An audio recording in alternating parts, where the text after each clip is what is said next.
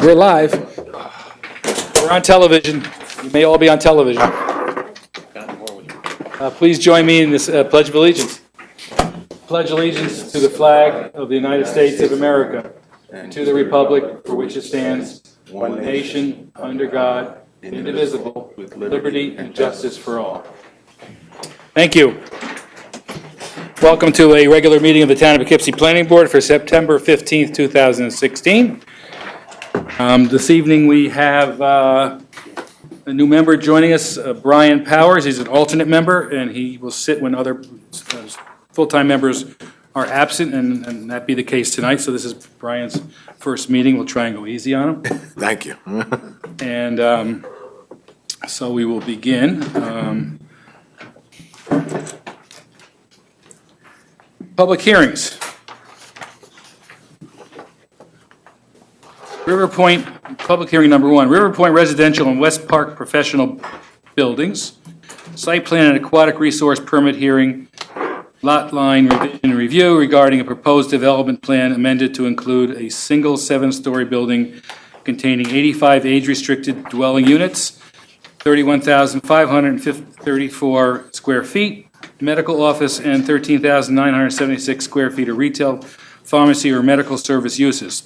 2055 South Road and 83 Old Post Road, Zoned R Office Research District and a Senior Housing Overlay District, SHOD designation, 7.14 acres. Secret negative declaration was adopted on March 20th, 2014. WA Route 9 LLC owners to be adjourned. I move that the planning board adjourn the site plan and aquatic resource permit public hearing to November 17th, 2016. Second. It's moved and seconded. We adjourn the meeting to the hearing to November 17th, 2016. Call the question. All those in favor? Aye. Opposed? Motion carries 7-0. Thank you. Spin Bowls Outdoor Recreation Public Hearing number 2. Site plan hearing for proposed outdoor seasonal recreation facilities, go-kart track, ropes course, and outdoor dining. 47 Taft Avenue, Zone BH, Highway Business or Business Highway District, 4.251 acres. On listed action, Diamond Properties owner to be adjourned. I move that the planning board adjourn the site plan and aquatic resource, or that's the other one. Adjourn the site plan public hearing to January 19th, 2017. Second. We moved and seconded that we adjourn the public hearing for Spin Bowls to January 19th, 2017. Call the question. All those in favor? Aye. Opposed? Motion carries 7-0. Okay. At this point, I'll ask for motion to suspend the rules to allow comments on any of the other items on tonight's agenda. Agenda items only. So moved. Second. Okay, your comments will not be part of the record on any of the applications, referrals, or the items that are on the agenda for discussion. So move, call the question. All those in favor? Aye. Opposed? Motion carries 7-0. Anyone in the audience wish to speak on any other agenda item? I move we resume the rules. Second. It's moved and seconded. We resume the rules. All those in favor? Aye. Opposed? Motion carries 7-0. Okay. Application C1 Shady Brook Trailer Park is removed from this evening's meeting. Okay, and they will be rescheduled for a future meeting at the applicant's request. Number 2. Okay. Under plan reviews will be the Hudson Valley Federal Credit Union. 2373 South Road, former Capola's Restaurant. Planning board to declare lead agency intent and site plan review regarding site redevelopment for a new 1-story, 4,300 square foot bank and the drive-through and 44 parking spaces. 2373 South Road, Zone BH Highway Business District, 1.37 acres. On listed action, Antonio Capola, owner.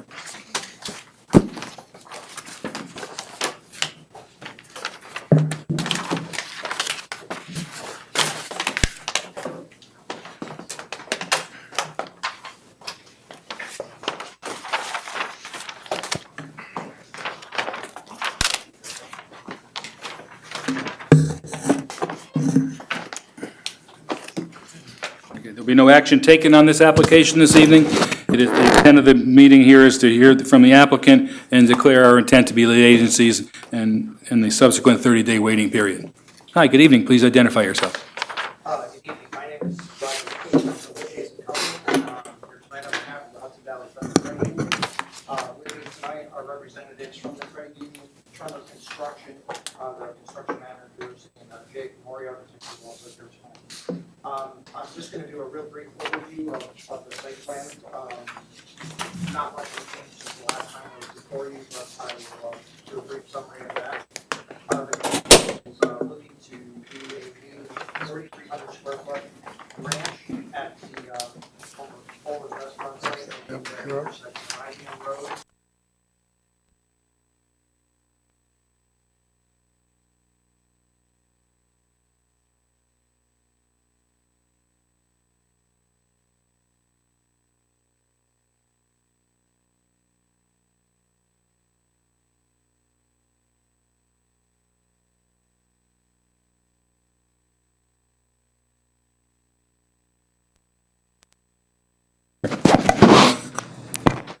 Anything? Maybe it's coming in and out. There we They go. rebooted? Yeah, reboot. Okay. Hey, the world lives on reboots. Well, just summarize again.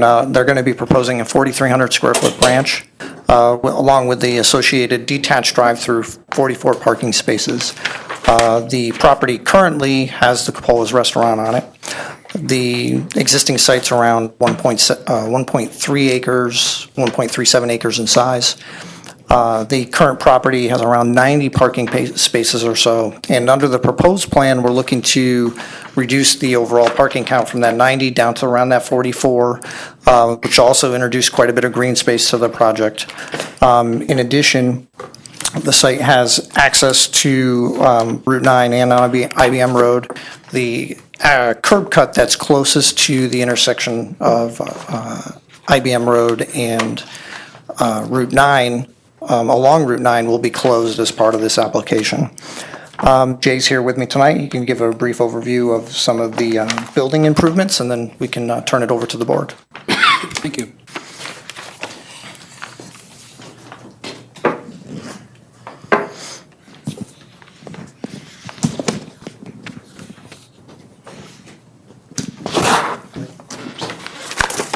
All right, good evening. I'm Jay Deasing with Mori Architects.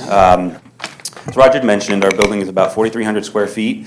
It's located down, you can see on the site plan, up towards the corner of the property, in the intersection of IBM Road and Route 9.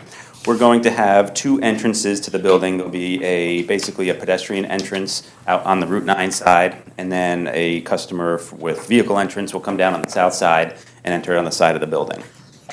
So, we've had some initial meetings with town planning and the historical committee and John Pina. So, in those discussions, it was determined that it would be favorable if we would consider the style of the original building that's on the site and try to emulate that with the design of our new building. So that's exactly what we're proposing. It's a very traditional gable roof structure. It has a front column, kind of a deep porch look. The entrances at the side and on the front are smaller gables that accentuate the doors. In meeting with the historical committee, we had made a few little changes. That we had originally an arched entrance here, and they thought just a flat roof and a flat door and transom window would be more historically correct. So we've made those revisions. The building materials themselves, starting from ground up, is a traditional brick water table, and then we have a clapboard siding. This will be hardy cement board siding, but it's clapboard style. A traditional architectural roof shingle, and then there are some accent roofs. There's a main dormer on the building, and then the entrances are going to have a standing seam metal roof. It's green in color, kind of traditional to the Hudson Valley Federal Credit Union signature color. So that's kind of an overview of the building, and welcome any questions.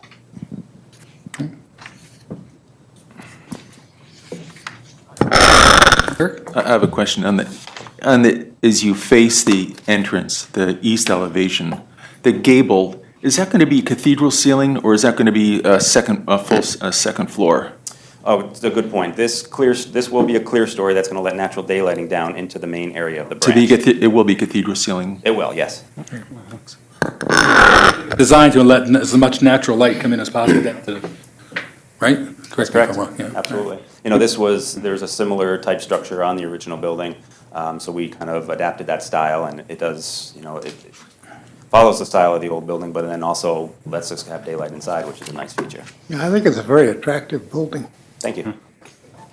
Yeah, it matches the two chimneys that are here now on the existing building, et cetera. Yeah, we have flanking masonry chimneys on each side. No fireplaces inside, but it's gives that look. I did want to ask about the north end. Looked like it had a door as well, but you only mentioned two entrances. The north end does have a door, and that's more of a secondary fire escape and also a staff entrance. Okay, Staff parking would probably traditionally be in the back of the building, and they could enter on that side. thanks. Eric?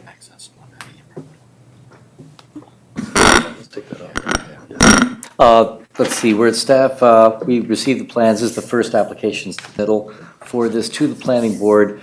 So we're recommending that the planning board declare its intent to be lead agency and to circulate the application to other involved agencies, and to defer the action pending agency response to that. And also, we have comments from some of the various departments to be addressed. We've also been talking with the applicant about pending comments from the Department of Transportation and the County Department of Public Works regarding circulation and traffic to the surrounding road network. That's an ongoing discussion. We're not quite sure which way that's headed yet. So that's obviously a fairly important factor for the layout of the site plan. So, as I said, there's ongoing discussions there. We'll report back to you as soon as we have more information. Okay. Thank you. If I could, Mr. Chairman. This is, even though this is the first time we've received a formal application, we've actually been working with Tony Rohrmeyer from the credit union, Jay, Roger, and Scott for just about a year, I think. It was probably October of last year, when the idea of utilizing this site for a new credit union building, was brought to us. And it's taken this long to get to it because sort of the unique historic character of the property. It's been in use, residential use, going back to the 1740s. John Pinn, our town historian, was extremely helpful in pulling forward a lot of information, basically dug out a file, of information that I think really helped us sort of hone in on coming up with a design, primarily the architectural design, that, as Jay has pointed out, emulates and pulls in a lot of the elements of the original structure, not the stuff that was added on over the years. And one of the things that we had asked was, right out of the gate, is there a way to utilize the 1,500 square foot building, which is sort of buried under a bunch of additions, and sort of match it up with new construction? The answer is no. From the code standpoint, it's simply not doable. But this has been a process that's been going on for many months, at least internally. They've made some appearances before the planning board to sort of bring the idea forward. But I just wanted to commend the project team, Jay, Roger, Scott, and Tony, for working with us collaboratively in the way that they have, and bringing forward what I think is a design that it's a winner, in my opinion. So thank you, guys. Is there any way we can maintain the bar underneath there? Yeah, we're going to work out the bar if we can. I was thinking you could call it the vault. The vault, right? That's been talked about many times, the maintaining the bar, so we're thinking about it. Okay. Thank you. Go around, anything at this time, Peter? No. Carl? Yeah, a couple things. First, I want to congratulate you on the great architecture that matches in. But I'd like to mention, that both the county and zoning agree with me as well. I think I mentioned it last time you were here. I think we really need a sidewalk along IBM Road that reaches out to the crosswalk there. Just last week, I couldn't go in the traffic lane there to make my right turn because somebody was pulling a rolling suitcase up toward the bus stop. So there are pedestrians there, I've seen over the years quite often. And we did approve the next lot down from, not the house behind you, but the next lot across from there, an old insurance office. We did approve a plan for that a few years back, which included the sidewalk to get it started there. Okay. That hasn't been built yet, it may have expired, but that's the intent, is to start getting that along IBM Road. Oh, the old Ward's Realty Building? Yes. Okay. Yep, we did. Thank you. Ben? Nothing. Rich? I really don't have anything to add. I mean, I think the traffic circulation and so forth, which has already been pointed out, is probably the main issue, so. I think it's, yeah, pretty much the last one. I think we're all looking to see what they come up with in the data revolving around that and see how that'll work, so. Without commenting on it further, I think we'll just wait. Right, and we're in the process of doing some traffic analysis now. So once we get the balance of the comments, we'll be able to pull all that together and then come back with one comprehensive response for everybody. Okay, sounds good, thanks. Ed? I was wondering if the Chazen Company might have some old historical records about traffic analysis for IBM Road over way back when, because I think the traffic now today going into IBM is considerably smaller For sure. than what it is 15, 20 years ago. Having been there, I can remember going into that site many times and crossing those 3 lanes, but fortunately never did get hit, even after lunch. Took the words right out of my mouth. Well, we've been working with the town, and Eric has been very helpful in sharing other projects that are in the vicinity, and we're using all that data as one large collective effort to finish our analysis, so. I'd just like to add, I think even the Ed's comment, I think there's even less traffic going into the IBM Road site because they're not utilizing the big 3 buildings on the south end of the site anymore. So more of the employees that do exist are on the north end of the site. Yeah, the 400 buildings are empty, so. The other thing would be the credit union itself. I mean, it's been doing business down there for quite a while, and I bet internet banking, in terms of the flow of customers in and out, has affected that as well. So if they have any, history that could bear that out of statistics, that would be interesting as well. Internet banking is so popular now, all the apps and so on and so forth. Something we'll That's all I work with have. the credit union on. Thank you. Just one thing to also keep in mind too, is that the hotel is also using that as an exit. Yeah. There's some volume of traffic that's coming out that Right. needs to be looked at. Right. Thank you. Yeah, I agree. Great job. Looks great, so. Thank you. Nothing further. Just as a guidepost, any data that you have relative to traffic there, the less anecdotal it is, the better. In other words, get something that you can really, that will really reflect what the activity is, or would be a big help. Comment, I guess, I'm not sure what you did for parking calculation, but I see both zoning and county mentioned you have it in more spaces than needed, so, and there's a code that you should have some parking landscapes, so something to think about. Sure. You can sacrifice a couple spaces for a little more landscape in the right With every places. project we do with the credit union, this is a common comment that we hear. With the employee counts is what we work with the credit union on for each branch. They have anywhere from 18, 20 employees Okay. with the branch. They offer a wide variety of services as a financial institution, maybe that some other banks may not offer. So their employees, you'll have different times of the day where you're going to have an overlap of employees, and that's where we really start to take a look at it. So if we occupy those 20 spaces, we have around 24 spaces available for members at that time. And so that's where we Okay, that sort of makes work sense that then. into play. So it's a very common comment. We get that quite a bit, but there is a basis behind it.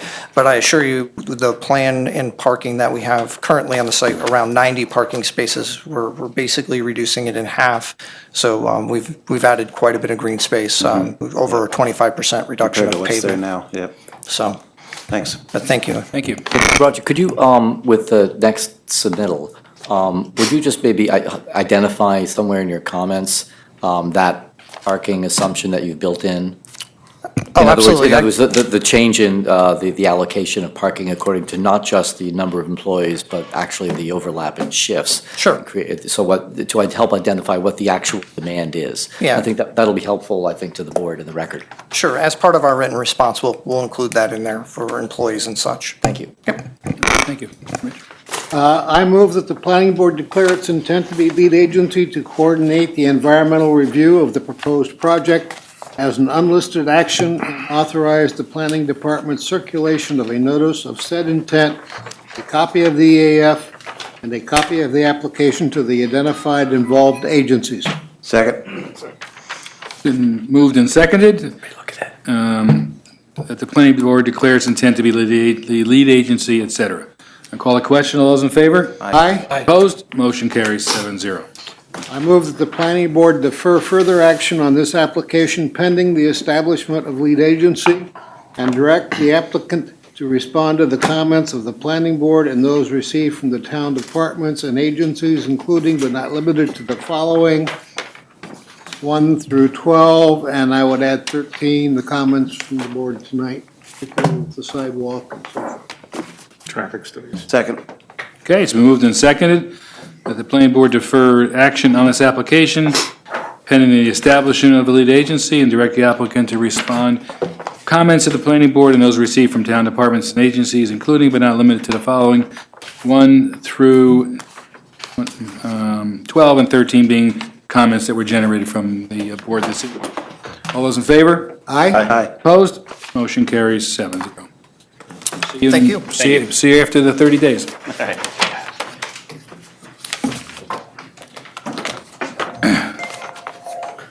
Plan review app, number 3, Poughkeepsie Day School Solar Array Site Plan. Planning Board to declare lead agency intent and site plan review for a proposed ground-mounted solar array on a 3.11 acre portion of the Poughkeepsie Day School site, 244 Boardman Road, zoned IN Institutional District, 34.17 acres, Poughkeepsie Day School owner.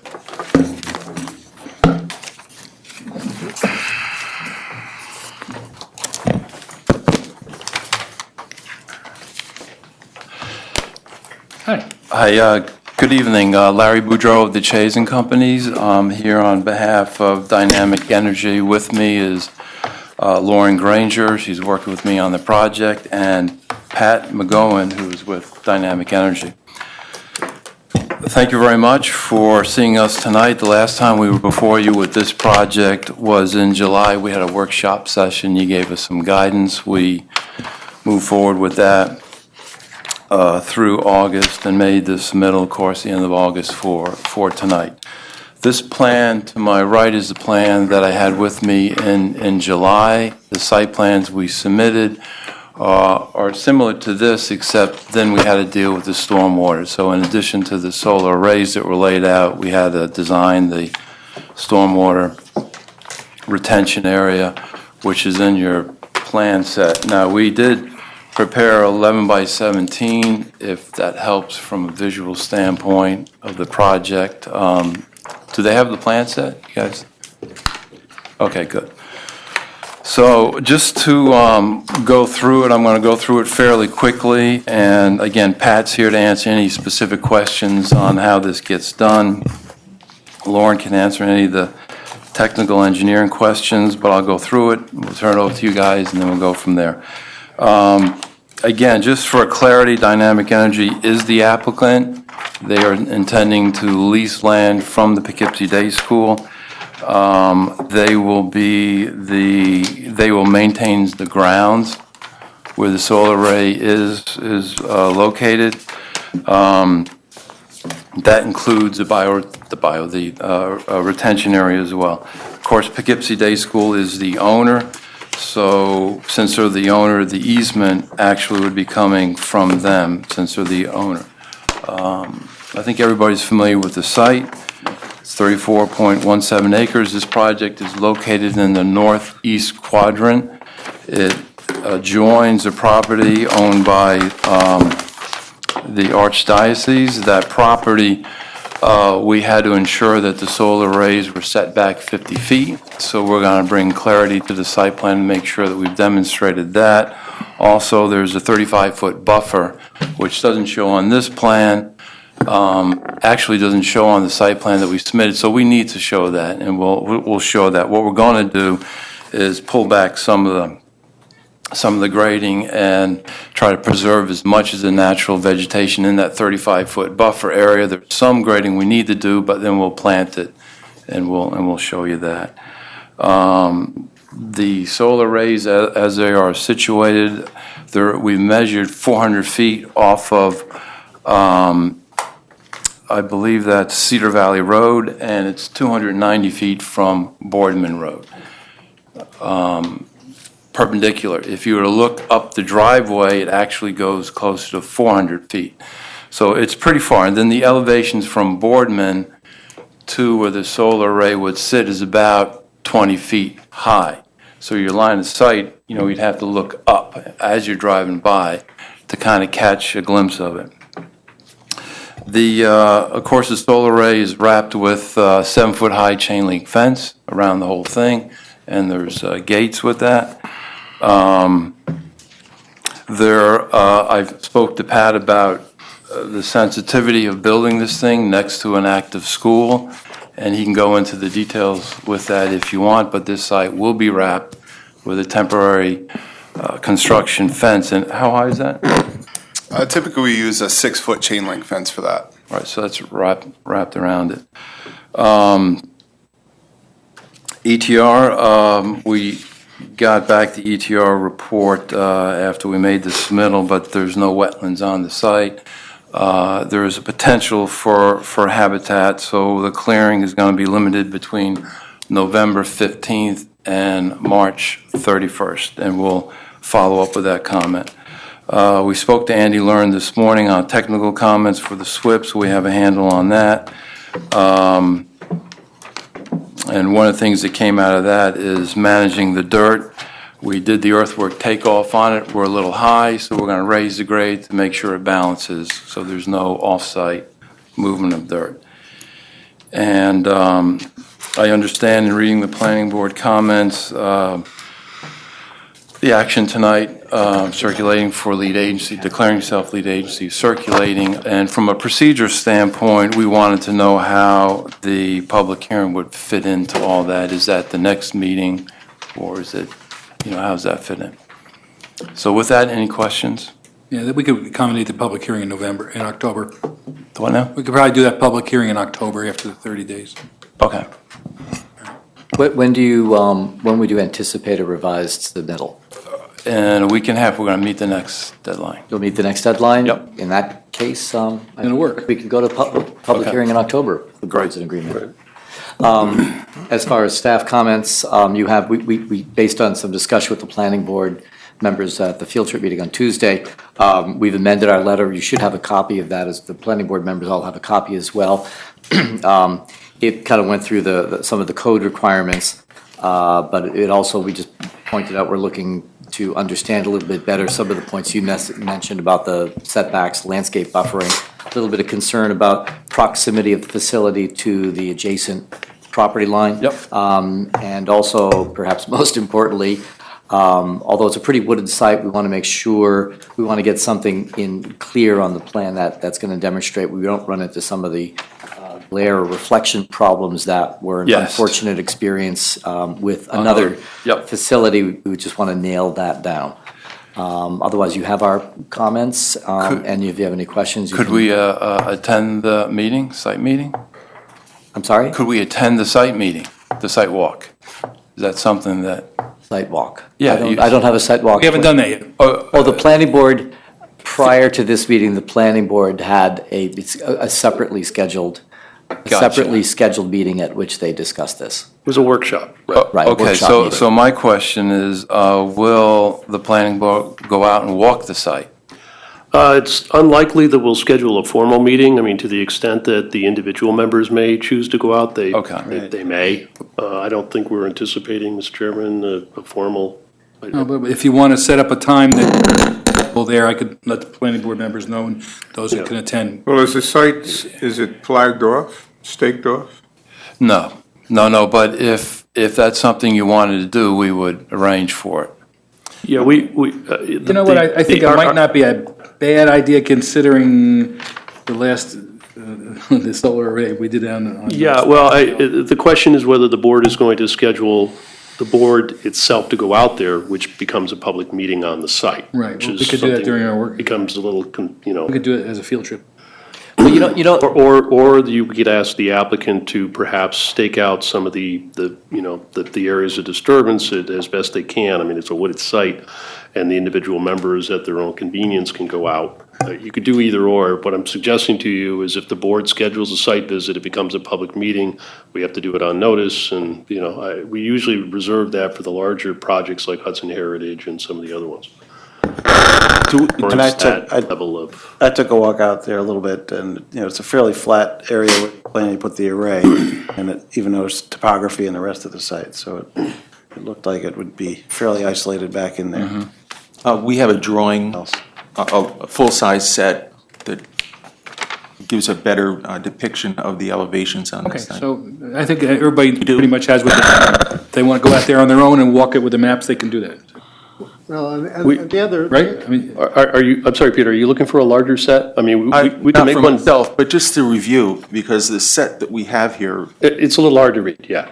you really can't see the elevations. can we get a larger set? So we can read Yes. them? PDF? Just one. If you wouldn't PDF, mind, you yeah. could I mean, zoom in. typically, just to reduce the paper, Carol says she has bigger maps. yeah, we have larger maps available, And- but I don't, Yeah, we submitted full size and it's on Yeah, that's fine. Okay. it's on a CD, wanna go right? out there? So PDF, zoom in. Yeah, it may be that somebody wants to grab a map, but we can make it available from our office if you want to go, take it in the field, sort of thing. Yeah, okay. We'll arrange something. Larry, when would you think, if you were going to stake out the area of the facility, I'll show 2 points. One, I'm just going to suggest if you could stake the area that's of the fenced portion of the facility, and then also if you could approximately stake the entire disturbance area, because they're quite different. Well, the other thing I'd like to see too is I would like to see some stakes show where that boundary with the adjoining property is. Because I have always found, whether you do a site visit or not, once the thing starts to get built, things are always a lot closer than you perceive them when you're out there looking at a blank piece of property. I mean, I know with the one we just did on Spattenkill, once we actually saw it built, I mean, no matter how you looked at the maps, even if you walked the site, once you're sitting there on Spattenkill Road, that thing sure seems a lot bigger and a lot more obvious and a lot everything than anything we ever thought when we were looking at maps.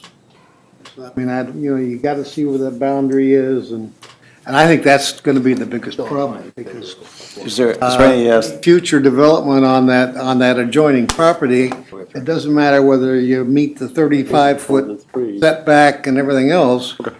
All right. I mean, that's gonna, I think here's what we're gonna do. know. The Tuesday before the October meeting is when we have what we call our field trip meeting. We meet here. I think after that, we will go out in the field, those who wanna come, and walk the site.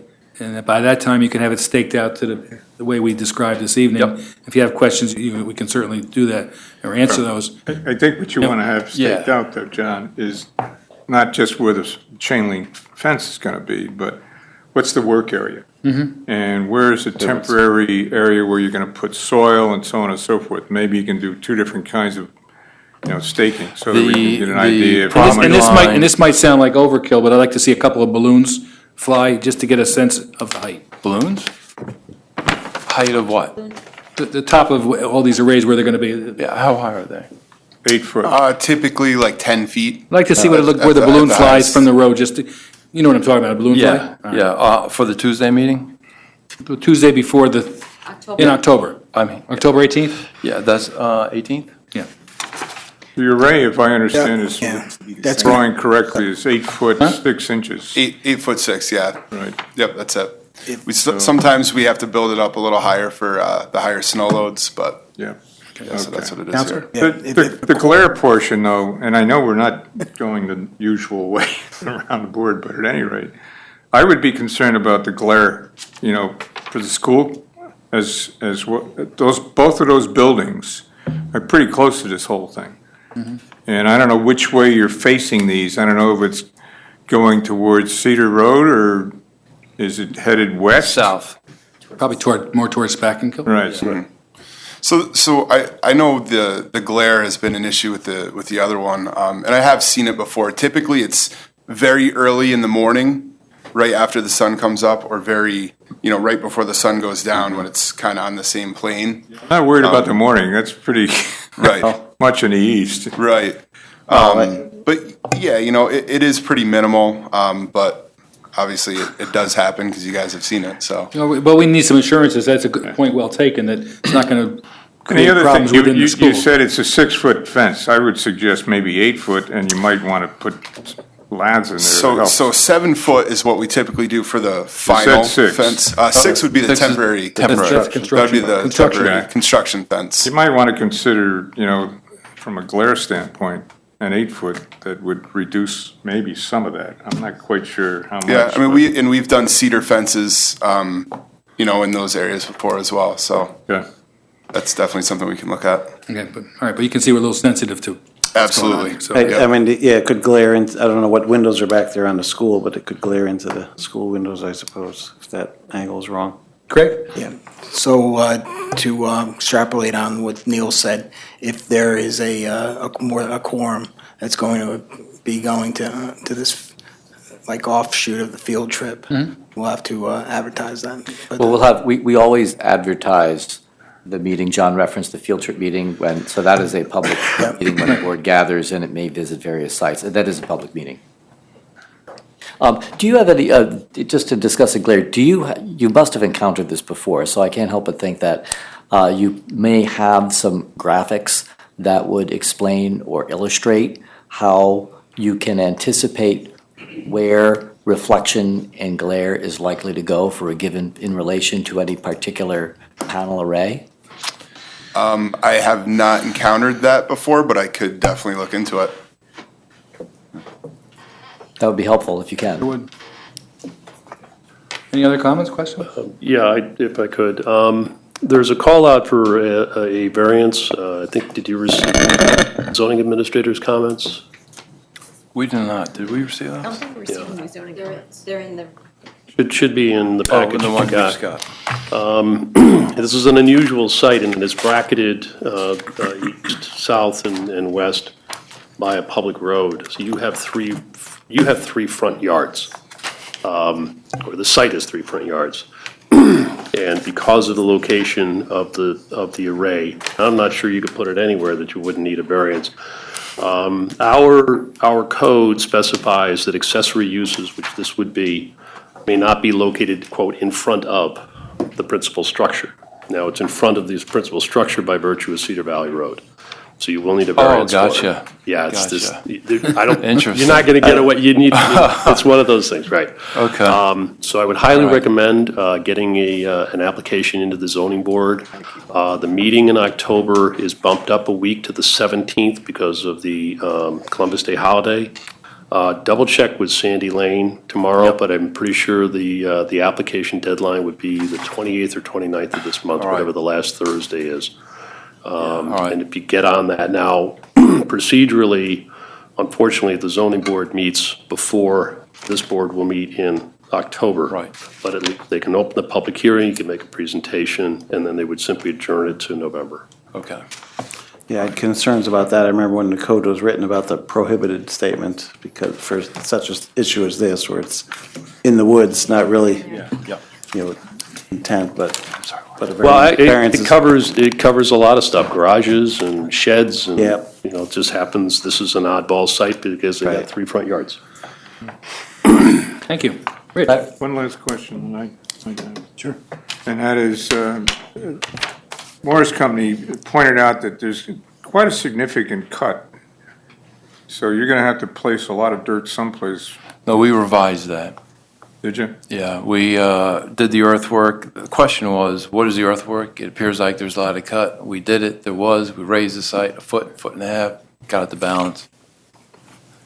So that's what we're going to do. All right. I guess we'll wait and see what's Yep. next. Yep. Okay. Yep. Ready? That's the power of CAD, right? So we build service models and we can kind of Right. tweak it and roll it. Pools. Yep. Is this intended to, I forgot, is this intended to cover the entire power of the complex or No. just partial? Nope, just partial. Okay. And I assume there'll be some net metering in the winter and Sundays when they're not there, stuff like that, yeah. et cetera, et cetera. Okay. Let's see. Went up earlier on mine. There is traffic was back. I have a question. Considering the glare, I know you have concrete around them, but what is the actual frame material? Is it a shiny material that holds the panel, or is it? It's a dull? galvanized steel. Oh, for the panel itself is aluminum, but the racking that holds the panels is galvanized steel. Would that cause reflections too, Uh, glare? Not typically, I mean, you know, you can see it off the panels themselves, the frames of the panels sometimes. I mean, it is all metal, so there is a little bit, but typically galvanized steel is a little bit more dull, you know, than the frame or the actual glass on the panel. I mean, all these panels are built with anti-glare coating on them, but, you know, anti-glare coating only goes so far, so. And this PVAC panel, what kind of security do you have for that, for access to it? So that'll be inside of the fenced-in area, the PVAC panel. So there'll be a lock on that, on the gate that's inside of that. And Okay. the panel itself, you know, you can't open it when it's on, you know, as far as security inside the gate. It all follows the NEC code for that. Okay, thank you. A good reason for a fence. I move that the planning board declare its intent to be lead agency to coordinate the environmental review of the proposed project as an unlisted action and authorize the planning department's circulation of a notice of said intent, a copy of the EAF, and a copy of the application to the identified involved agencies. Second. It's been moved and seconded that the planning board declare its intent to be the lead agency to coordinate the environmental review, et cetera. Call the question. All those in favor? Aye. Opposed? Motion carries 7-0. I move that the planning board defer further action on this application pending the establishment of lead agency and direct the applicant to respond to the comments of the planning board and those received from town departments and agencies, including but not limited to the following. 1 through 7, and any comments from the board tonight. Second.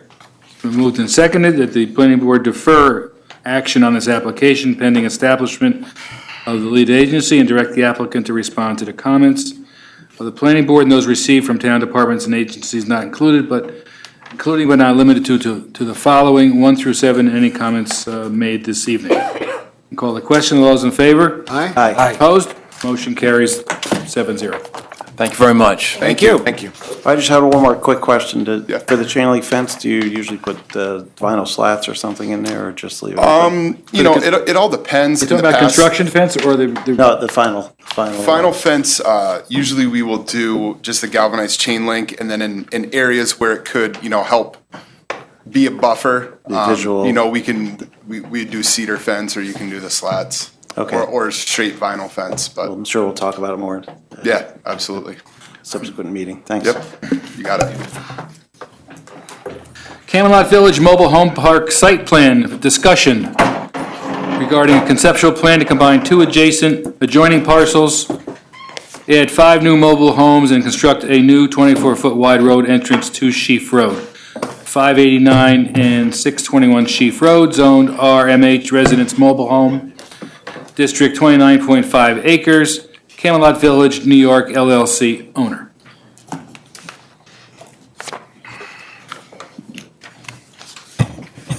Good evening, Bill Polval, engineer for the applicant, Camelot Village. I'm actually going to stand up. This one works? Good. Okay. Is it working? Yeah. We're before the board tonight to get some preliminary feedback for a site plan application that we would like to submit to the Planning Board. Camelot Village LLC owns the existing Camelot Village Mobile Home Park, which is on the corner of Sheaf Road and Camelot Road. Over in this area is the Galleria Mall. There's 187 existing mobile homes on the 28.5 acre parcel. Camelot Village also owns a 1 acre existing parcel with an existing house just to the south along Sheaf Road. Both parcels are in the mobile home district, zoning district. What we're before the board tonight with is a proposal to combine the two lots and expand the park. With this proposal, we would create a second entrance, because right now it's a fairly large park with one entrance. So this plan would provide a secondary access, as well as 5 new double-wide manufactured homes. The existing house would be removed or demolished.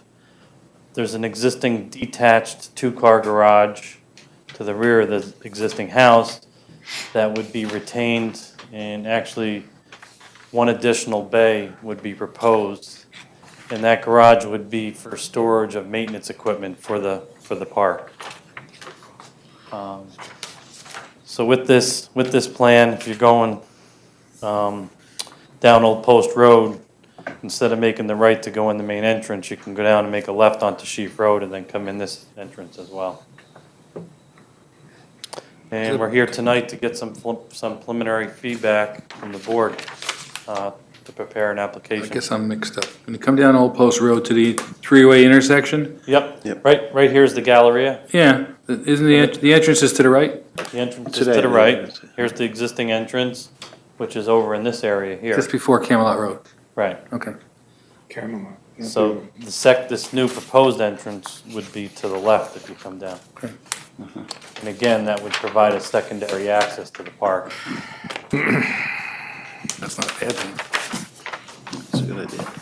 Okay, thank you. Eric, any comments? It's a discussion item. Okay, and Peter?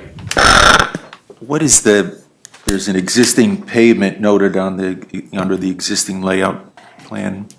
What's the width of that driveway? And is that a permitted existing driveway? The one that's to the left of the property? I can show you what I'm. In this area here? Yes. Yeah, that's just the existing driveway for the existing. What's the width of that? That's approximately about 15 feet. 15?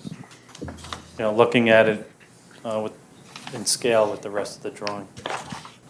And that's a permitted drive, that's an existing driveway? Correct. Thanks.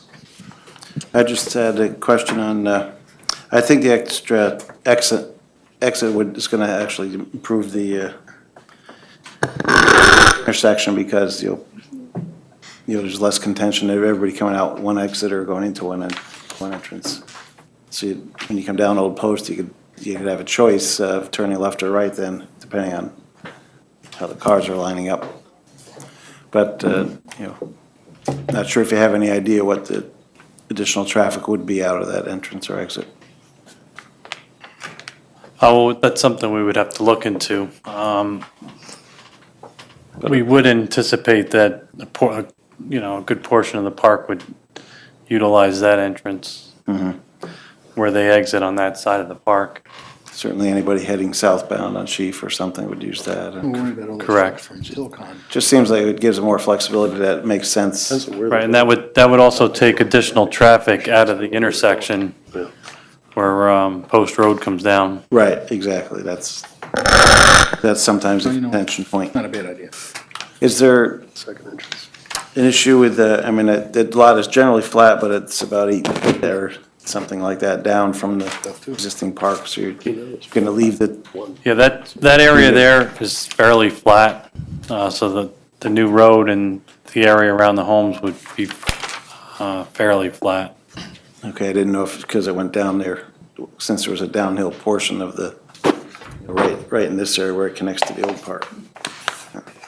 Right about here, I guess, it's like it's down the hill. So I didn't know if there's any retaining walls required or something, but No, probably not. no. Mr. Chairman, this was actually an application that came in, I guess, subsequent to a conversation I had with Gene Lois, who's the owner. He had actually called me, and we were talking about the installation of a berm, and I said, well, show me a drawing, and next thing you know, we had an application in. The usual process would be one where staff would work with Bill and Gene and sort of iron a lot of these issues out. But the application came in, I was on vacation, Eric was out at some point as well. So we thought it would be a good idea to have the planning board at least take a preliminary look.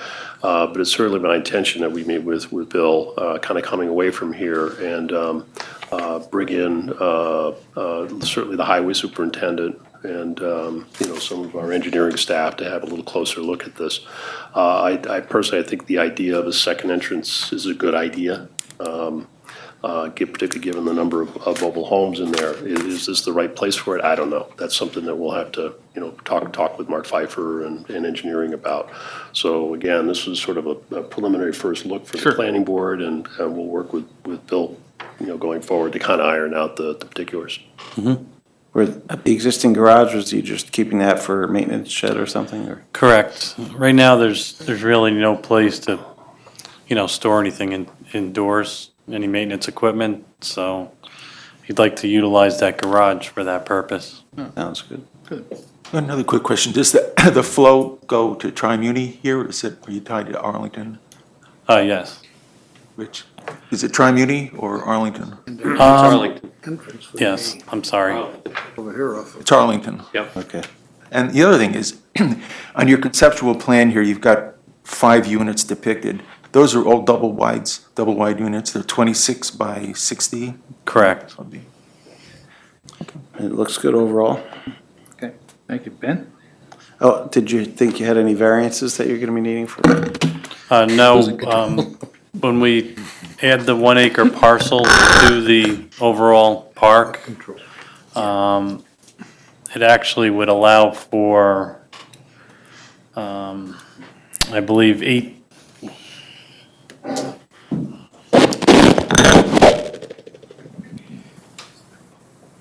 We put together a table, which obviously you wouldn't be able to read from your point, but I can read it. if we went with all double wides in the park, and then we added this 1 acre parcel to meet zoning strictly on the area requirements, it could support 213 double wides and 256 single wides. So with the 187 homes that exist right now, potentially we can go to 26 double wides and 69 singles.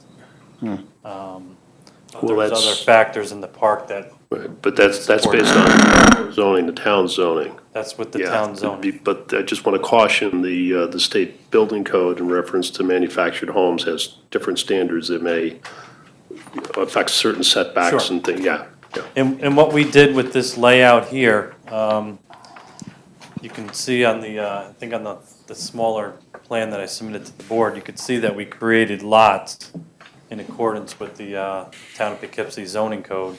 So each one of these 5 homes would be able to be put on what we'd call a lot for zoning purposes and meet all the setback requirements and size requirements.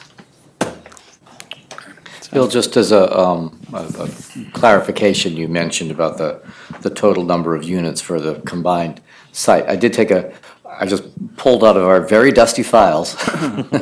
There was actually a file for the board approval of this back in 1975. I did not read the whole thing.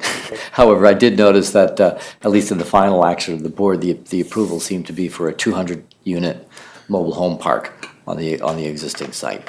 So we'll have to discuss how that, I don't think it's a big difference as far as a potential expansion of 5 or 6 units, but just in terms of the record. Right, and what I'm trying to point out, or, the information that I'm trying to provide to the board is by adding this 1 acre, the 1 acres to the overall site, when you look at it collectively, we're not proposing any more homes than the site can support. In addition, we're proposing homes that meet all the requirements that are in place now for a mobile home as far as setbacks and lot sizes. Okay, thank you. Okay. Not at this point. Ed? Yeah, a couple of things. I assume, Bill, what you're referring to is this 1 acre, and I'm sure you can see it well Yep. from there, but it's that 1 acre lot right there. This is the parcel access.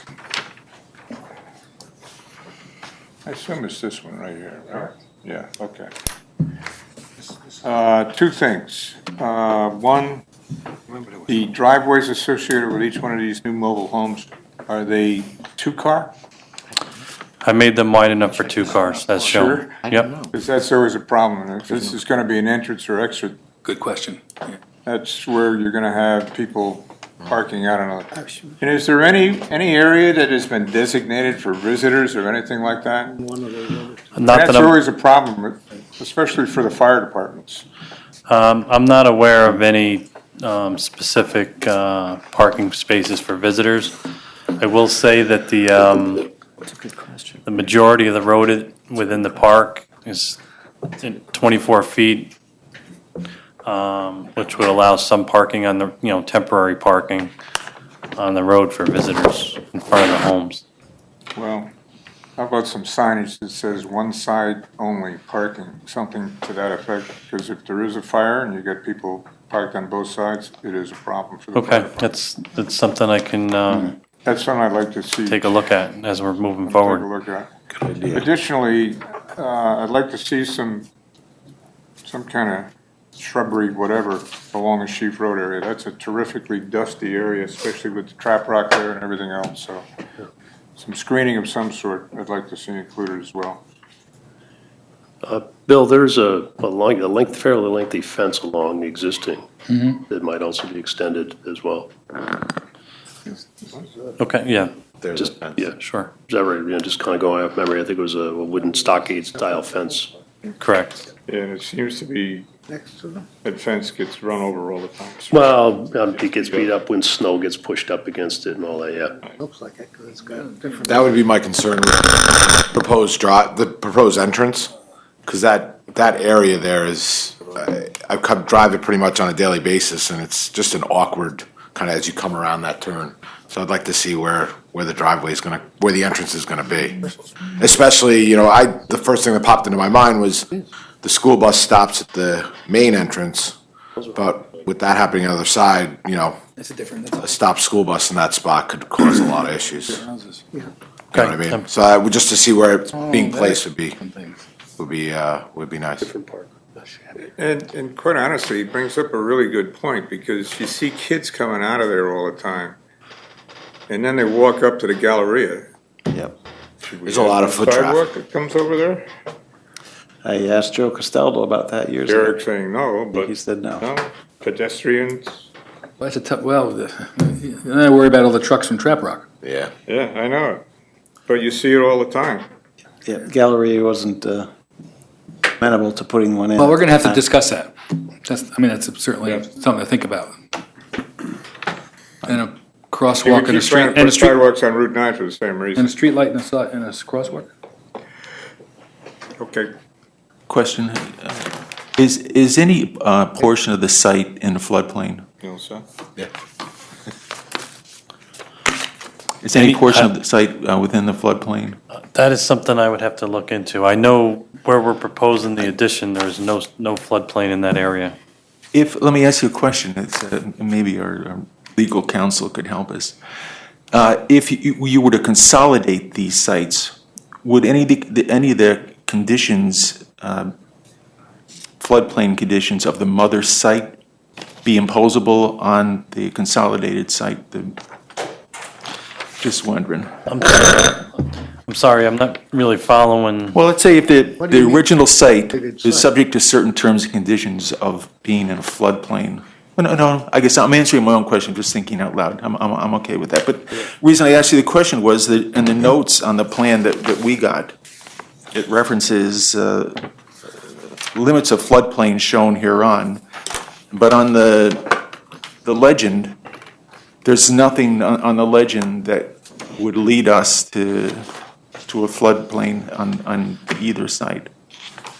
Yeah, as far as putting together this plan, it's a conceptual plan, and there may have been a note or two that have carried over from another plan. Okay, so in the next plan that we get, if there is a floodplain, it'll be on the legend, so we'll Correct. be able to see it.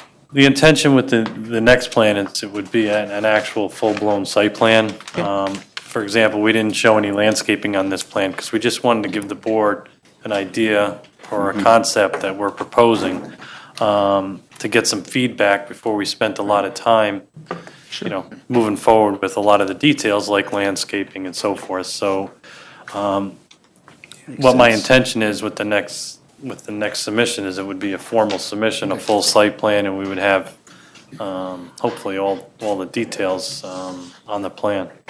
I think you're sensing a reasonably positive response. Yes. There appears to be another mobile home site adjacent, to the, I'm sorry, further down Sheath Road? Yep, It's right- Are they different owners? correct. Okay. Yeah, it's a different park.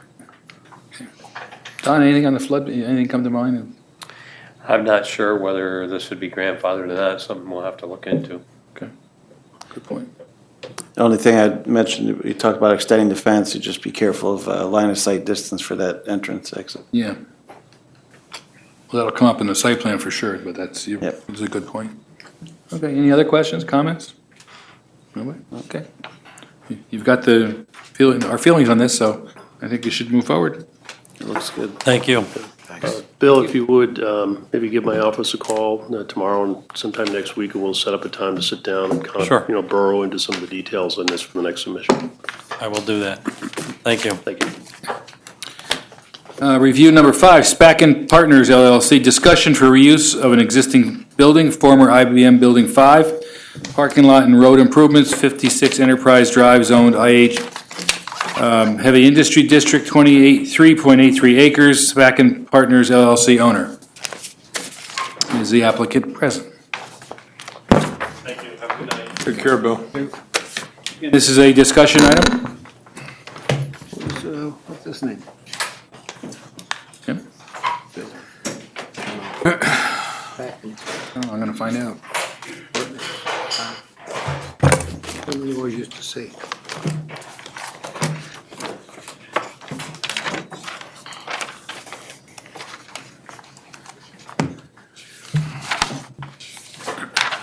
Hi, and you are? Good evening. My name's Jason Sobleski. I'm with Spectra Engineering. I'm here to represent Spack&Kill Partners. Great. This project's been before the board, I believe, back in 2009. It was, to the best of my knowledge, it was approved. Due to the economy, it kind of got put on the back burner. And our client has come to us recently to make a few changes on the plan.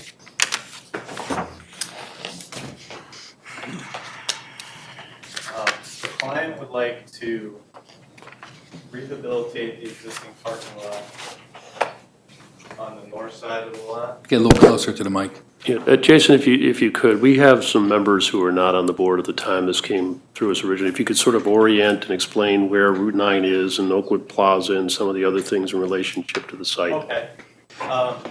Basically, the site is above IBM Road. Route 9. I just got involved with this project. Route 9 runs along the bottom. And the CVS and the turn-in comes in, the CVS is on the right below that pink and green area, I believe. Okay. Right. This is the new facility. Yes, near, correct. Cross Commons, I believe. Yeah, the parking deck is basically where you. Parking garage, right? Yeah, yeah. But there's a road that's going to tie into that eventually if everything ever gets built, it goes to. Down here, this was Yep. the road that was proposed, it's currently built now, right down here. Yep. That's where it terminates. It Right. turns into Right. parking. Yep, and that's where you go into. Parking. Yes. Yes. Yep, got it. Right here. Everybody clear on where we're looking at? Yep. So basically, we want to take this facility and separate it from IBM. So it's an independent facility. So we're going to construct this road down here to this existing parking lot, which is located on the north side of the building. And we're going to repurpose this parking lot and the parking lot on the south. From the previous plan, the parking in this location on the south side of the building is diagonal parking. So we're cutting off the entrance in the back, so we're going to utilize a one-way around and maximize the parking. We're going to put 90-degree parking along here. The only way to get into that site is gonna be where? Through the new road. Only gonna be one entrance? Yeah, it's only going to be one entrance in, right down by, Okay. by the common area. But will there be The parking an garage. auxiliary entrance for emergency vehicles if that's blocked or there's no way? I believe this entrance down here is gonna stay, but it goes off-site. So they're just gonna abandon it, and we're gonna seal off the entrance with a curb. So you got two-way in and out down here, you know, with a boulevard type entrance in there, which I believe But I'm just thinking satisfies- for emergency purposes, you may wanna have an entrance with a gate or a knockbox or whatever they I call mean, it. right now, it's, Then, if that's blocked on Route 9, they can come in through the IBM roads. right now, there's two Right. entrances to this parking lot here and here, and they're just, just a construction fence or cones at the moment. So one of those could be an emergency exit entrance, because the IBM fire trucks are right across the street from that. Don, do you remember if the original plan showed a cutoff of the, I didn't think I it. don't think it did.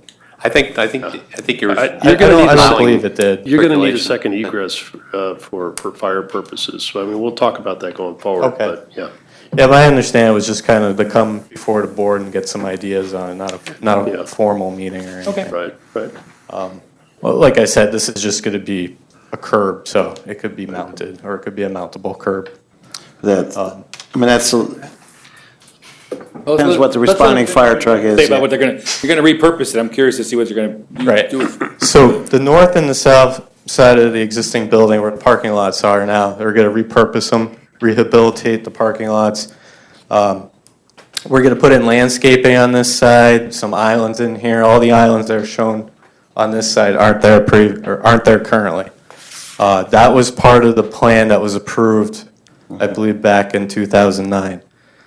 On the south side, like I said, we're gonna have some 90-degree parking instead of the diagonal parking. This was originally a two-way. Now we're proposing to do one-way around with some handicap parking adjacent to the building as parallel parking.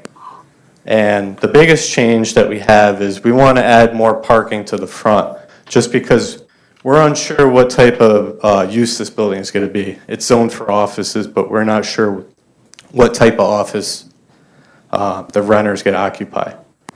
So we want to take the main entrance, which is over here, currently on the south side of the building, move it to the front, which will be the east side. And this is, from my understanding, this was based on the old purpose of IBM. This was for employee parking. So there's a couple entrances over here, but the main focus and the new entrance will be on the front side of the building, which will be the east side. And then we'll also have another entrance on the side. So we're going to be adding about 120 parking spaces on the front. Previously, stormwater controls were located in this vicinity as a bioretention area. We've decided to slide the basin further to the east to accommodate some more parking. It's going to be the same principle, bioretention. This stormwater pond right here also takes the stormwater from the new construction of the roadway over here. All old stormwater sheets flows off as it did previously here and over here. Yeah. We have taken a look at the wetland boundaries. They have been updated, and there has been a result as no change. That's pretty much the changes that we're looking at making currently. We just wanted to get a feel on how the board feels about the parking area in the front of the building. We are proposing to have about 550 parking spots. So there's a lot more parking spots than required for the code for office space. And we have about 22 handicap parking spaces, which is about double what's required. They must have some idea what they're gonna use this for, because with that much parking, It's not going to be an office building. with yeah, I mean, 550 parking that's spaces. a boatload of parking, that's kind of over the top. Yeah, let me ask you something. You've got a footprint for this building that's roughly an acre, let's say 40,000 square feet, and you have, I don't know, 28 acres? Or 24, almost 24 acres. Right. So is it your intention, do you think at some point, either to subdivide this or possibly put another building? I mean, I'm not familiar with this site. I don't know, you mentioned there were wetlands there. Yeah, most of the rest of the site is wetland off to the, Yeah, to the south. as far as I'm aware, there's no intention to subdivide the property or add any additional building area. I don't care, if you can, you could build it or use it for office space, don't get me wrong, but 550 spaces for an office building, is that pretty much what is that what the code requires? Plus, it's more than what the code requires. A lot more. I mean, during its heyday, I don't think IBM filled that lot, even though they had a big thing going on, the one to the north. I mean, a lot of it was the customer briefing centers, a lot of customers that coming through there. That's more parking than 415, 16. Jason, the other thing too, and I was in the conversation with Chuck Genk along with Don a few weeks ago, which obviously brings you here tonight. But I was always very curious about the entryway on the south side of the building. I mean, you've got all the parking on the north side. I don't understand why, and maybe the answer is the interior of the building is set up to accommodate an entrance on that side, but it seems to me the entrance needs to be on the north side, particularly if your approach to the building is off of Route 9 down that, soon-to-be built road. It just doesn't make a lot of sense. In terms of having all the parking on the north side and that entrance on the south. And then the entrance on the east side, which doesn't exist now, my understanding is that is to accommodate a new office user. They're looking for, apparently some state agency, I understand, looking for about 60,000 square feet, which is fine, but just where you got your parking where the entrance is, north and south, that just doesn't make a lot of sense. I mean, this used to be the lobby here, so that's. I do know the north side, that was typically where all the employees went in, where it was previously occupied by IBM. Well, and that's fine, but if the entryway for visitors is on the south side, they've now got to come in, basically come around, to the south side to get in. It just looks odd to me, particularly because I said, the original layout of this was basically IBM as part of its, the larger, campus, where you had cars coming in from that direction. This layout, frankly, doesn't make a lot of sense to me if the approach is coming in off of 9. Your visitor approach ought to be something you can see when you come off the road, that's all. That would be very confusing, and most of the parking here, but the entrance is there. There's also, you can drive around, is that a driveway over here? You can drive around the building? No. Around the building, you mean? Yeah. No, there's no access So around. people come the in here, backside. they're gonna have to get like this to get to this parking lot? Because this is closed off, you said. Well, they can come in through this entrance, or they could come in through the entrance next to the building that we're proposing, and they could drive down and then do a loop around and through the parking lot, or they could come down here, take a right. Yeah, well, they're gonna have to go down and around. It's backwards. I mean, that's. I mean, these are items that we can work on going forward. I do want to note, though, that Thailand, This is separate. before the economy cratered and they abandoned the project originally, they basically paid 50% of the cost of installation of a light at Croft Corners, along with Kaminsky.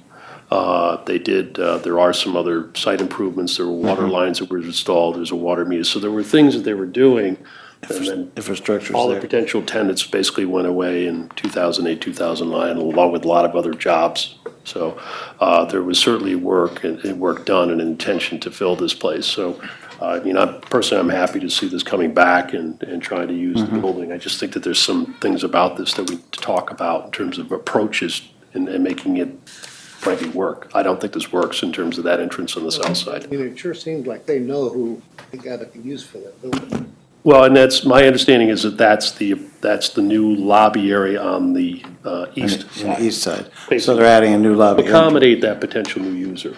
It's the south side entrance that doesn't make any sense, given all the parking's on the north side. Right, that doesn't make any sense. I assume you're planning to keep those extra entrances on the north side as well? Yes, currently we'd like to keep them all.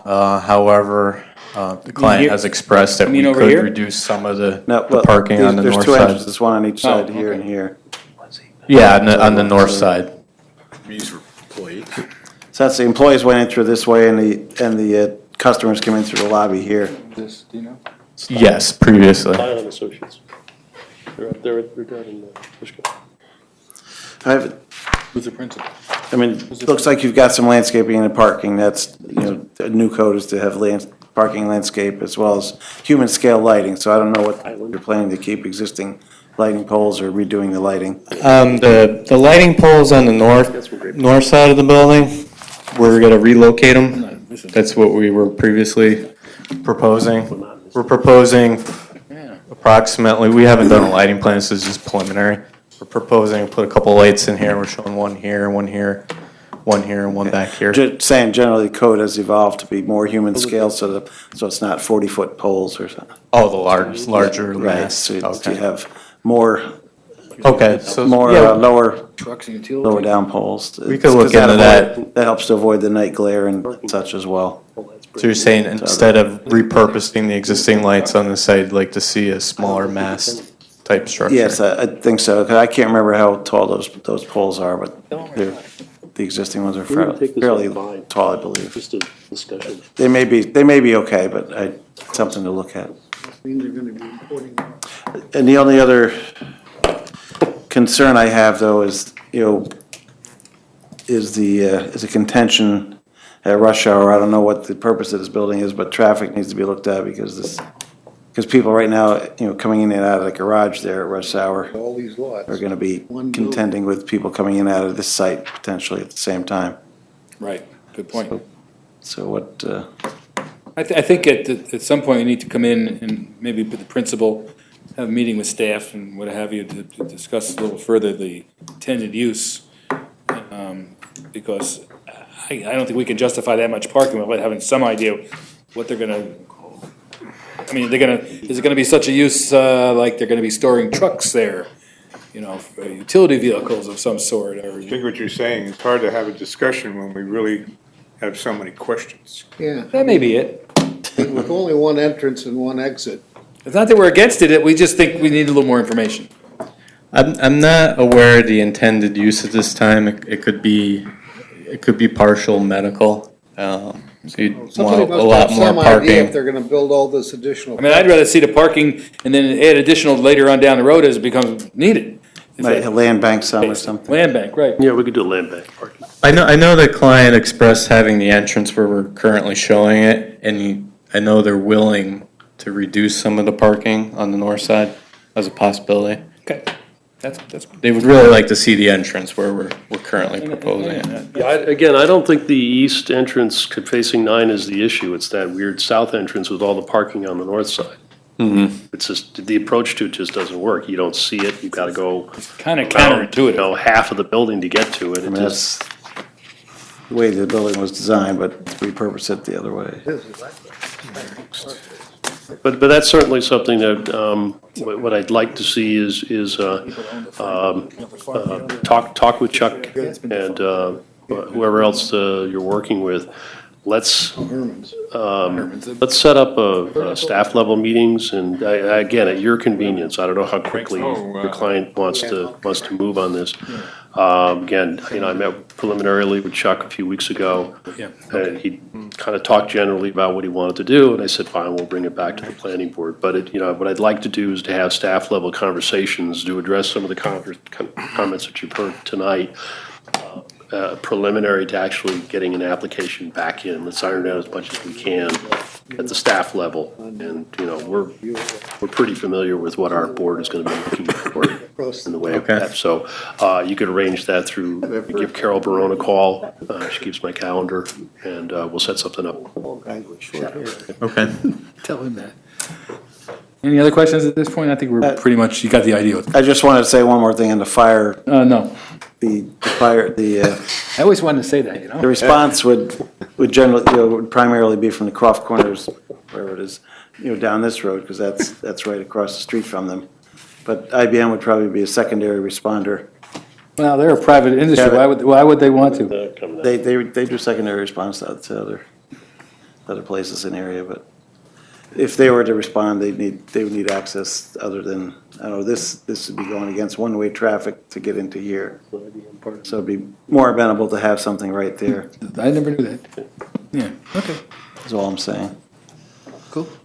Thank you. Thank you. Hope you had fun. We had fun. Okay, we have one more thing.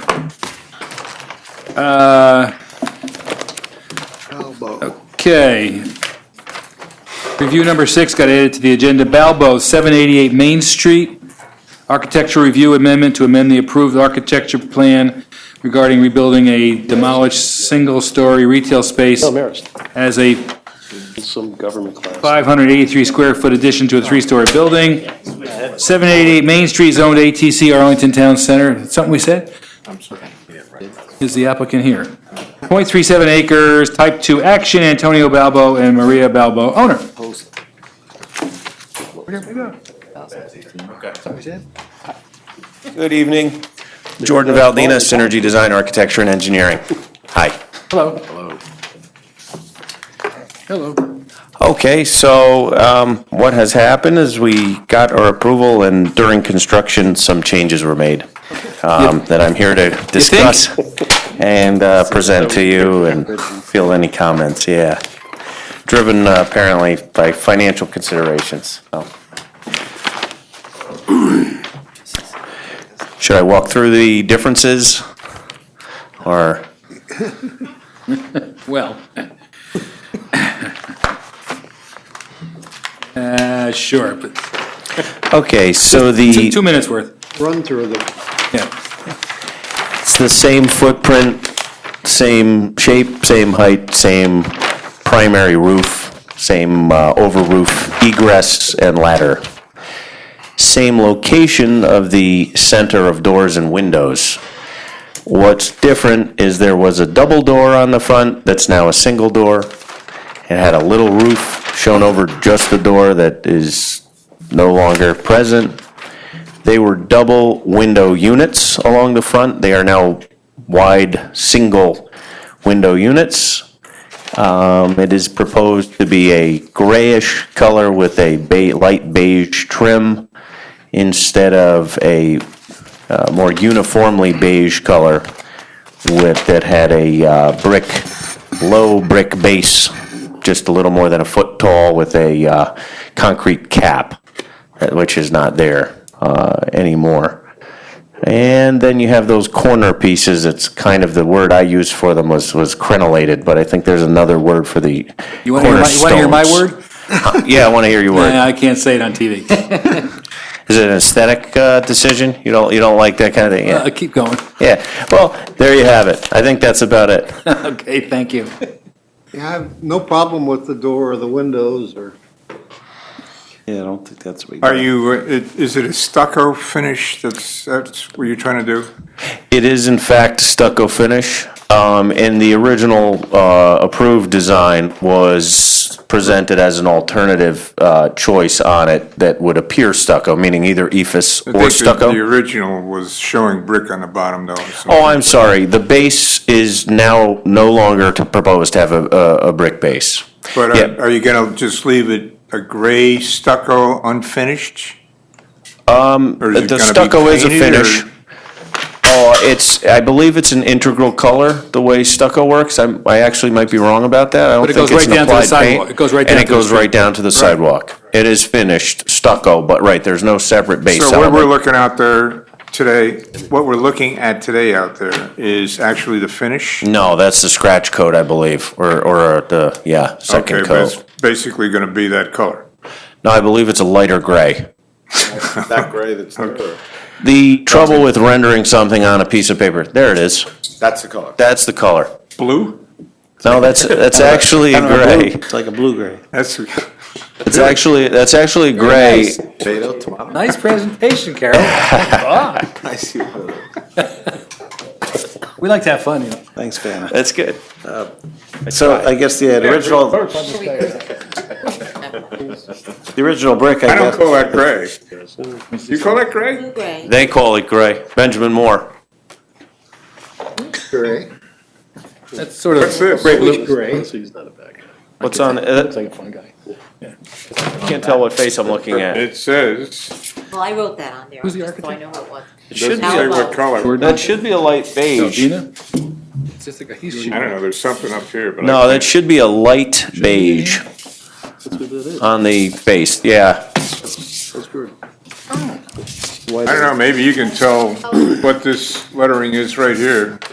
But he's just a messenger, but they made all what? Can't tell what the lettering is, but this color The is changes very in the builder. light beige. Jordan had to put the application together. Almost looks, like an off-white. Yeah. I'd call that off-white, I wouldn't call it beige. I'm gonna put you in touch with Benjamin Moore. You're just doing what the builder did. Yeah, I don't have a problem with stucco, but these colors are, to me, are terrible. I Honestly, mean, they don't match the building at all. No, let me just clarify something if I might. Jordan is the messenger here. yeah. Apparently, the contractor went and did all this stuff without your knowing about it. that is correct. And then you were asked to put together some renderings to show us as what's there. What they're doing, yes. So I don't want you to take anything we say personally to you. The applicant really messed up as far as I'm concerned. And that if he had all these changes, I mean, one or two changes along the way, it happens. But something as different as what was approved, that should have come back to us for, yeah, it's good, it's bad, or whatever. Yep. And now you're put in the middle of it, and I feel bad for that. Oh, thank you. Don't have to, I mean, don't we have to had- feel bad. Oh, these gray hairs are for all the years I did take it personally. I stopped, but they still come, they keep coming in. Okay, that's it. Go ahead. You done? I don't know what to say. I mean, the original brick on the bottom was to help tie it in with the brick of the other, Yeah. the main building, and without that there, it looks, Well, the only thing I'm thinking, Looks isolated. Carl, is that to start these guys all over again, I know how long it's taken us to get here. but, yeah, But could we come up with some painting that would be more acceptable to us Some colors that in are. color? well, this is exactly why, okay, so one of our building department staff and Brian both independently went by and said, wait a minute, this is not what the board approved. Brought it to my attention. I asked the building department to speak with the contractor and tell him to stop. And about 2 seconds later, I received a telephone call from the owner saying, why'd you make me stop? And I said, you need to come in. I said, get Jordan involved, bring it in. I said, this is well beyond anything that staff will approve. And I would point out, too, that the original configuration showed a double door. Staff had already approved a minor change to allow a single door. That was fine, it was small enough. At this particular point, the board needs to provide Jordan with some direction to take back to his client to say, yeah, we love it, we hate it, or we could live with it if you did something else. Another color or do something, whatever. You just need to provide Jordan with some. I would like to see the brick or something that looks like the brick along the bottom return to tie it in. And I would like to see those things in the corners become straight corners. Because they don't go with anything in the neighborhood. The rest of it, I'm fine with it. Yeah, the only thing I'm worried about from a construction standpoint, if you go to brick, I got a feeling that they're gonna. Or faux brick. Try to do, the thin stuff. It was always a faux brick anyway. Yeah. It was never gonna be the real stuff. so that's fine. But then from, I could say also from a construction standpoint, snow, so on and so forth, having personally experienced the problem with those suckers, they fall off. That could be a problem. The snow up against the I building. mean, I personally don't have a problem if you could come up with some kind of a paint situation for the whole thing that blends in with this. Do we want to go through more agony to try to get it someplace else. I'd like to see that corner kind of finished and done. I like the roof. Yeah. Thank you. I mean, if it's. It's an interesting challenge, actually. Yeah, but even the roof doesn't match, see. Well, the I know, that's why I'm colors- saying, find something that's, Like maybe a band of some different color along the bottom, give a little bit of a, tie it in. Just paint instead of brick, Yeah, paint instead of. brick colored paint along the bottom and not, and I a, think architecturally, somebody could come up with a paint plan that would probably suffice. I don't know how Jordan, the board feels. is there some kind of, I mean, he's trying to go, are there some cheaper material alternatives to brick that he could do, which might provide some reasonably compatible effect to the original intent without requiring an expensive veneer, but something which is perhaps more attractive than the stucco that's proposed? They would stand up to shovels and snow and. I remember seeing years ago, they actually made brick by just, painting, just concrete and then scribing the concrete and making it look like brick. Yeah, I mean, there are certain cultured stone-like products that you see on many commercial things that are fundamentally like a concrete product. And this stucco, by the way, is tough stuff too, the real stucco.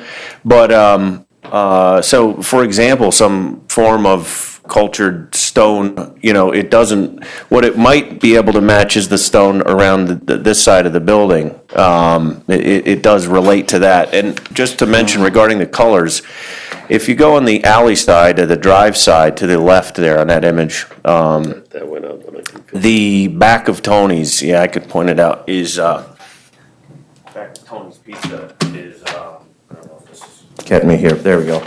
This is all a kind of an even beige that looks like it looks in this drawing, actually a little lighter. Back of the pizza. This whole area is kind of a stuccoed around the beige, corner. besides some area that probably needs a little work. Main Street. My sense on something that's just kind of natural and fitting is if this all was more along those lines of that color. You don't, to me, I mean, this, of course, however you see this, you don't need to try to create too much extra visual interest with colors. I think you match a light, even beige. You could make them the same color as these, which are already there. Let's say they couldn't be, but they are already there, and it would make that less of a, what is this? And then you have an opportunity to do maybe a slightly lighter color with the trim. And if you did a little, for example, stone on the base, you're kind of, I think that's an example of something that would be very palatable to look at. Very nice. I know when I say palatable, I don't mean passable. I mean look nice. Okay. So, something simple. Right? If it was something to match the stone on the right side there, I guess, a little strip of that. I don't. You're saying on the stuff on the adjoining building? That or the adjoining building? Wherever it is. This color stone right here, maybe it's. Well, I'm not necessarily sure you want it to match up with that. That's really old stone. That's the old It's stuff. Old real stone, yeah. I haven't. It's not that attractive. Haven't looked at it that carefully. It's the old fieldstone kind of stuff.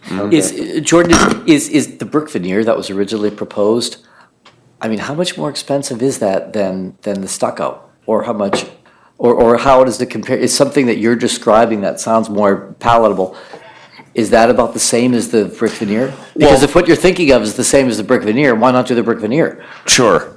Yeah, I think my question with the brick veneer was only because I'm not sure if the product that they make that's actually out of more of a concrete, besides little slices of brick can kind of fall apart. It's kind of porous, and it depends on the type of brick in the ceiling. So I said that out of lack of knowledge of the particular system. And the concrete type brick that I've seen almost looks too perfect, that can kind of look a little cartoonish. Again, it deserves a little more study, in my opinion, but the colors, they're just kind of whatever you want. There's no upcharge of that. And the base, I just said that as something that I knew was durable. Let's go back to really. what you were saying. You were suggesting that along the bottom, you put a little band of some. Just the color of. The color a little different than the body of the building. What are you thinking of? Something like 6 inch or something like that? Oh, height? Yeah. I'd say closer to something like a foot or something. at least, It looks a little. Foot 18 inches. You could build something out of even the stucco. I think if it had some dimensionality and a little bit of a cap, it would kind of ground it and look nice. Yeah. Even if you finished it literally with the stucco of a different, if you just painted the bottom a different color, I think it runs the risk of looking like, why'd they do that? But if you gave it a little dimensionality and a cap-like Yeah. profile, yeah, I think that would be fine. yeah. And they can achieve that out of almost anything. You can cut, cement board and then stucco it over and put a little cap, and I think the right color would look, would Do we make it know look what nice. kind of tenant is in that, or is that? Unspecified, I mean, presumably retail, I think, Just is wondering the if use. there's some specific So what's Yeah. it, thing what's they were it take to looking get rid of the tenant was looking for. He's never talked to us about tenants. chicken pox there on the ends? Yeah, I think probably the best thing for that is to make it all the same color, in which case they don't stand out much. Okay. I'm not sure how to. Sounds fair. Yeah, okay, I'm not looking for them to rebuild the whole building. yeah. But those are up. They are. They exist there already. Jordan, the new one has also eliminated the awning, is that? The little awning roof, I don't know, I think we ought to have them tear down the whole thing and We were being awfully, I kind of like the awning over the front door, and now it's a single door. Gives a little bit of character and a little bit of protection, people come in and out. I don't know. yeah, I mean, there will be, amount of protection is kind of a relative thing, whether it feels like enough. It certainly feels sheltered under there when you walk up to that door. Of course, if there's a side-driven wind and it's sleeting or whatever, How you far won't out feel does it. that roof come over the door? I don't There's an overhang Yeah, from that unfortunately, I roof, don't so- recall off the top of my head, but I do have the old If I look plans at the here. picture, it's, 17.3 inches. I think it's Grab that for you. 18.6. All right, so actually the roof does extend out, so it does. There's an overhang. It does, yeah, it is a real overhang. That's fine. Yeah. Again, I'm disappointed in the applicant really taking advantage I understand. of the town and particularly, but that's a different, different battle. Okay, so I would propose that we would give a conditional approval here for the architecture. You take it up with staff, once you get some renderings showing the bottom with the little detail, color. Yep. And the corner pieces may be made to match the rest of the building, that would kind of mute it a little bit. I think that would work. Anybody have a problem with that? All right. No, I think we're trying to, and we're, Okay, so do I have a second to that? Second. Moved and seconded. I'll call a question. All those in favor? Aye. Opposed? Motion carries. Jordan, I know that, that the owner wants to get back out frankly, the quickest way to get this done is if you could, work up the next set of renderings, email that to Eric and I, and we'll give you a quick turnaround on that. Okay. All right. Yeah, I'd like to get it done. That's good. Thank you very much. Neil, this is a But you question. can tell him that we yelled at him from here. Yes. If a homeowner goes about and makes a change to this house and it's that's why, not that's why.